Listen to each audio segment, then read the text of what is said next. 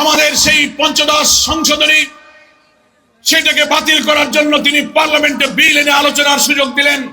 সাংবাদিক বন্ধুগণ, আইনজ্ঞ, রাজনীতিবিদ, সচেতনরা সাক্ষী আছেন।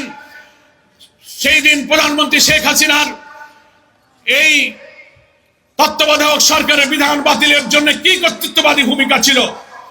পার্লামেন্টে একটা কমিটি করা হয়েছিল, পার্লামেন্টারি কমিটি, কেয়ারটেকার সরকারের বিল নিয়ে আলোচনায় যে এটা থাকবে কি থাকবে না।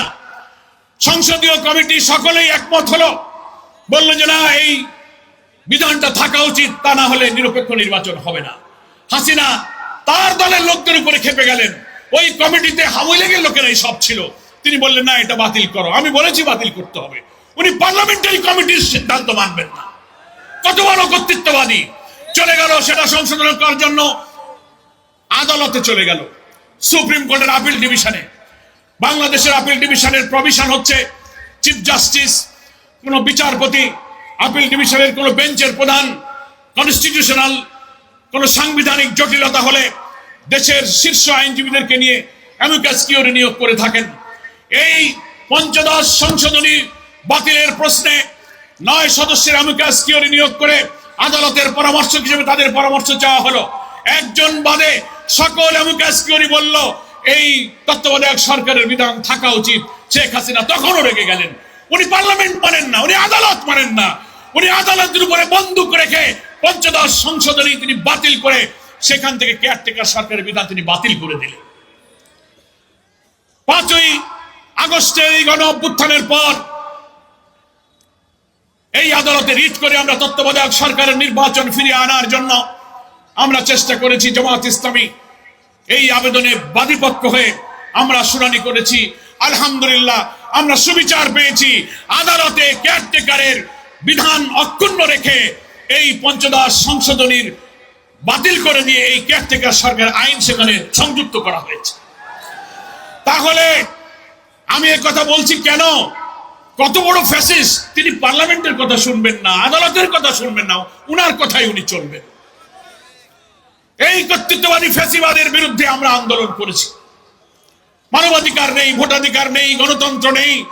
আলেম ওলামা, ইসলামী মূল্যবোধে উজ্জীবিত জনশক্তি এবং স্কলারদেরকে গ্রেফতার করে কিভাবে কারাগারে নির্যাতন করা হয়েছে। জামাত ইসলামের আমির মাওলানা মতিউর রহমান নিজামী, আলিয়াস মোহাম্মদ মুজাহিদ, কামারুজ্জামান, মীর কাসেম আলী এবং আব্দুল কাদের মোল্লাকে বৃদ্ধ বয়সে নিরপরাধ নেক মানুষ, জীবনে তার একটা মিথ্যা বলে নাই, এক টাকা হারাম খায় নাই, কাউকে কষ্ট দেয় নাই, সাজানো মামলা, সাজানো বাদী, সাজানো সাক্ষী, সাজানো ট্রাইব্যুনাল, সাজানো বিচারক দিয়ে কারাগারে ফাঁসিতে ঝুলিয়ে হত্যা করা হয়েছে। অধ্যাপক গোলাম আজম, এই সাতক্ষীরার প্রিয় মানুষ আব্দুল খালেক মন্ডল এমপি, আল্লামা দেলোয়ার হোসেন সাইদি, মাওলানা আবুল কালাম মোহাম্মদ ইউসুফ, মাওলানা আব্দুস সোবহান, অধ্যাপক নাজির আহমদ, মকবুল আহমদের মতো 80, 90, 93 বছরের বৃদ্ধদেরকে গ্রেফতার করে করে কারাগারে ঢুকিয়ে মৃত্যুর দিকে ঠেলে দেওয়া হয়েছে। এই সমস্ত খুন, হত্যা, নির্যাতন, ক্রসফায়ারের মাস্টার মাইন্ড হচ্ছে শেখ হাসিনা। উনি ট্রাইব্যুনাল বানিয়েছিলেন ইসলামী আন্দোলনকে উনি শেষ করে দেবেন। 5ই আগস্টের 4 দিন আগে উনার মাথাটা গরম হয়ে গেল। কোটি কোটি মানুষের উত্তাল আন্দোলন ঠেকাবার জন্য ইবলিস উনাকে বুদ্ধি দিল যে সব সমস্যা হলো আর জামাত শিবির, এইটারে ঠেকাও। কি বলেন, ঠিক কিনা? উনি মনে করলেন যে জামাত শিবিরকে নিষিদ্ধ করলে বোধহয় ক্ষমতায় থাকা যাবে। ভাইরে, মরণের সময় হুঁশ থাকে না। দেখবেন সাগরের ঢেউয়ের মধ্যে যদি কেউ ডুবে মরতে যায়, চারিদিকে হাত লায়, ডুবে যাচ্ছে, বাঁচবে কি করে? সাগর দিয়ে কচুরি পানা, শ্যাওলা পানা যেতে দেখলে শ্যাওলা ধরে বাঁচতে চায়। শ্যাওলা ধরে কি বাঁচা যায়? উনি 5ই আগস্টের 4 দিন আগে সিদ্ধান্ত নিয়ে বললেন যে বাংলাদেশে যত আন্দোলন হচ্ছে, সন্ত্রাস হচ্ছে, সব জামাত শিবির করতেছে। উনি আইন করে জামাত শিবিরকে নিষিদ্ধ করে দিলেন। মহান আল্লাহ তাআলার ইচ্ছা।